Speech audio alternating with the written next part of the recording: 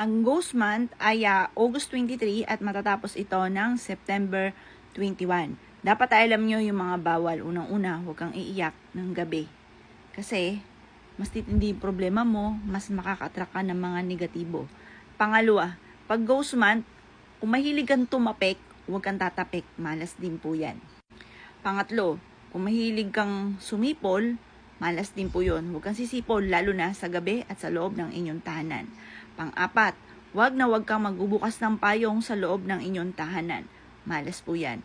Pang-lima, huwag mong hayaan na ang damit po ninyong nilabhan ay hahayaan nyo na mahamugan po siya. Kasi maaaring dikitan po siya ng mga negatibo at pag sinuot nyo po yan sa umaga, maaaring ikaw ay malasin. Pang-anim, huwag ka syempreng maglilipat ng bahay. Huwag ka rin magpapatayo ng bahay. Pang-pito. Pang-walo, huwag kang magsisimula ng bagong negosyo. Pang-siyam, ika-sampu, bawal din po na kayo po ay magpapakasal. Kasi sabi po nila, maaaring mauwi lang dito sa hiwalayan at magiging malas ang bagong kasal. Ganon din po, huwag kang sisigaw. Yung pangalan, halimbawa sisigaw mo yung pangalan ng tao. Meron ka nakitang kakilala, sisigawan mo siya. Masama din po yon. Lalo na sa ghost month.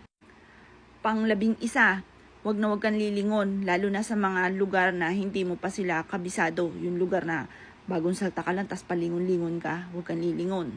Ika-13, yung paggala sa gabi. Huwag kang gagala sa gabi. Or lalong huwag kang aabutin ng hating gabi. At saka pang-14, yung ba't tipong magkukwentuhan kayo, lalo na gabi na, ng mga tungkol sa mga nakakatakot o mga multo. Iwasan din ang manood ng mga katatakutan, lalo na sa gabi. At 15, huwag kang sasakay sa mga last trip ng mga bus, ng jeep. Basta yung mga last trip na, huwag. Ika-16, huwag kang pupulot ng pera na nanggaling sa kalsada. Kasi maraming mga dahilan kung bakit may pera po dyan, lalo yung mga barya. Diba? Yung mga halimbawa, may mga pumanaw. Nagwi-wish sila sa barya na isama na lahat ng kamalasan. Pag pinulot nyo yan, lalo na't ghost month, malas po yan. At pang-17, huwag nyo nang tangkain na mag-night swimming kapag po ghost month. Dahil malas din po yan. Ika-17, huwag ka na magpupuyat kapag po ghost month. Dahil maaaring meron ka mga makikita.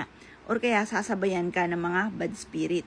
At ganoon din po mga bossing ko, pang-18, huwag mong tutusukuin ng chopstick ang itlog na mababasag or kaya ang mga pagkain. Huwag kang magtutusok na ganyan. Kasi minsan may mga ganyan, nagtagamit ng chopstick, nagagaganyan sa pagkain. Malas din po yan. Ika-19, kapag ikaw ay kumain ng mga food offerings, di ba mag-o-offer po tayo sa ghost month para hindi tayo malasin. At ganoon din, huwag kang maglalagay ng tsinelas na nakatutok sa mismong higaan nyo. Malas po yun. At ika-12, yan po ay 20 na po pala tayo sa sobrang dami. Bawal po na maglagay ng windshield sa may higaan or kaya sa kwarto. Malas po yan. Malas din ay ika-21, yung magpicture ka sa gabi. Nako, may sasama po dyan sa inyo. Ayan po, napakadami. 21 na malas na wag mong gagawin ngayon darating na August 23 hanggang sa September 21.